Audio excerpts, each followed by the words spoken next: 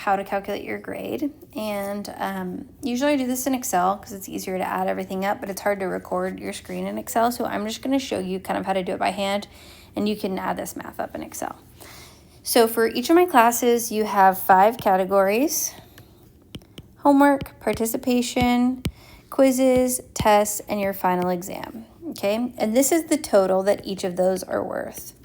This total, 80 plus 70 plus 60, 60, 60, adds up to 330 points. So that's the total amount of points you can get in the class. Now, how do I calculate each of those? Okay, so for homework, you have 10 homework assignments, but we drop one. Or sorry, you have 9 homework assignments, but we drop one of them. So we keep your 8 highest homework assignments, and they're each worth 10 points. So assuming you get all of them, that would add up to 80 points. So if you get 10 in all your homework assignments, you take the 8 highest and add them all up, and you get 80. So if you got 10 on all of them, you would get 80. For participation, this is different in my online class and my in-person class. But for my in-person class, it's worth 70 points. We take participation about 40 times. So, and then you get 5 drops. So for our 35 participation times 2, because that's how much each one of them is worth, that equals 70. So I take your 35 highest, which is essentially your 35 total, and I add those all up, and that gets us to 70. So I just drop the lowest 5, whether or not those are zeros. For quizzes, I keep your highest 6. So if there were, if there's all 10s, then that would be 60. Your tests, I keep the 2 highest times 30, so that would be 60. And your final exam, there's one of them, you can't drop it, it's 60 points. So all these 80 plus 70 plus 60 plus 60 plus 60 adds up to 330. So if you got a perfect score on all of them, you would get 330 points. So the way that you can, I guess I didn't say for the online class, instead of having participation, you have 9 guided notes assignment, and I dropped 2 of them. So you have 7 guided notes assignments, each worth 10 points, and that gets you to 70. So the participation piece is different depending on if you're in person or if you're online, but it is worth the same amount. And that's why I try to get those guided notes to mimic coming to class. Okay, so if you're trying to figure out your grade, what I would do if I were you is I would get each of these categories and I would add things up. So start with number 1, homework. So look at all your homework grades and add up the highest 8 of those. So one of them gets dropped. So right now we don't have all 8. But say you got 10 points on homework 1, 9 points on homework 2. I think we're to number 6, so 4 so far.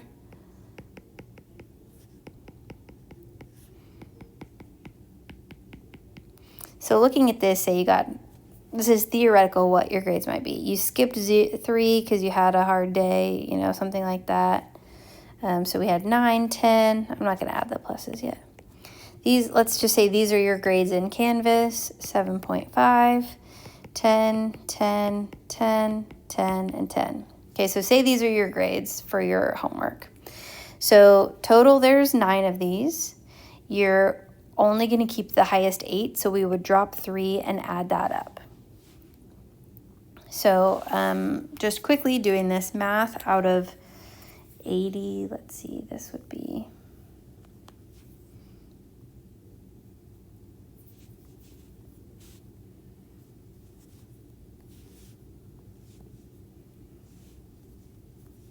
So this would get you 76.5 out of the 80 total. And then the next thing we'll do is your participation. So say that this is harder to do, I guess, if you're in the online class versus the in-person class. But however many total there are, if you have your guided notes, you can add them up the same way as the homework. If you're in person, add up how many total there are so far. I'm not 100% sure. It kind of varies by class. If we don't take 40 full participation grades, which we should by the end of the semester, I'll just add some bonus on there so that it gets us to 40 grades. Basically, I'll just add a few free ones. So that one you're gonna have to figure out based on your attendance, or if you do guided notes. And then category 3 is quizzes. So we have quiz 2, 3, 4, 5, 6, 7, 8. I'll say quiz 8 is homework style. Most people get 10 points on that. So you're probably going to get 10 points on that. So say your score's like 10 on the first one, 7.5, 6, 3, 7. And we haven't done quiz 6 and 7 yet. So you could add up just the ones that we have right now. Assume these are zeros, and these would be your 2 drops. But you get 2 dropped quizzes. So keep the highest 2, get rid of the lowest 2, add those up, and that's what your grade is right now. So what's nice about that is you can kind of estimate what you're going to get. Now, you should hopefully get a 10 on the last one, but I would add this up and say we got 10 plus 7.5 plus 6 plus 3 plus 7. So that would be 43.5. I hope I did that math right. Out of the potential 60 that you could get on all of your quizzes. 4 is tests. We have 2 tests. Or I guess we have 3 tests, but you're only going to keep 2, your highest 2. So we have test 1, test 2, test 3. So everybody should have their test 1 and 2 scores back by now.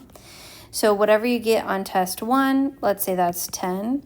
And then let's say you got 20 on your next one, and then maybe you get 40 on, nope, that's not possible. Maybe you get 25 on your last one. You learn how to study, your grade goes up through the semester. Then we only keep the highest 2. So we would just keep these 2. So then that would be 45 out of our possible 60 for that category. And then your final, this is kind of the only one that you can't estimate ahead of time, but you can kind of assume it's going to be close to the average of your multiple choice section of your test. It's worth 60 points, so whatever you get on this, we'll say also, say you got 45 out of 60. So we'll just add up the totals of all these sections to get your grade. So we'd add up this, we'd add up this, we'd add up this, and whatever your participation is that we don't know yet. So let's say you attend class 80% of the time. Hopefully it's more than that, but let's just say you did. Then you have 56 for that. So then to get your grade, we'd add these all up. 76.5 plus 56 plus 43.5 plus 45 plus 45. So the total that this person would have would be 266 out of 330. So this person would have an 80. So that's how I calculate grades. You basically have to get a total of 297 to get an A, 267 to get a B, 231 to get a C, 198 to get a D, and 197 to get an F. Oh, I will say this doesn't also take into account any extra credit. So whatever we have at the end, this 266, say you went to like 8 PLTLs and you did like 5 other things for extra credit, then that would boost your grade to 279.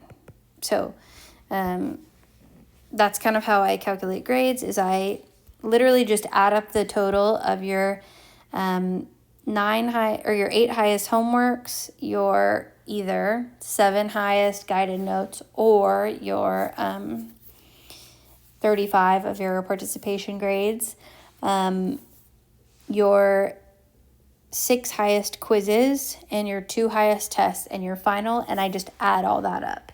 So that's how I go about calculating your grade. And honestly, if you do well through the course, you can be already passing for sure before you even get through to the final. But as the semester comes in and more grades come in, you can kind of calculate like, okay, my grade can't get any lower than this. So like once you finish now that we have your second test grade in, if you calculate your grade with the lowest 2 test grades and assume your third test grade is a 0, then you know that your test grade area can't get any lower than what it is right now. So that's kind of how I calculate grades. So hopefully that helps. Hopefully also you can see that quizzes, tests, and final exams are all weighted equally, but homework and participation are actually heavier than any of those individual categories. So I actually weigh your effort and your consistency in showing up more than your quiz and test grades, because those are ultimately more important to me, because that's where the learning happens and I care about your learning a lot. So hopefully that helps, and feel free to comment if you have any questions.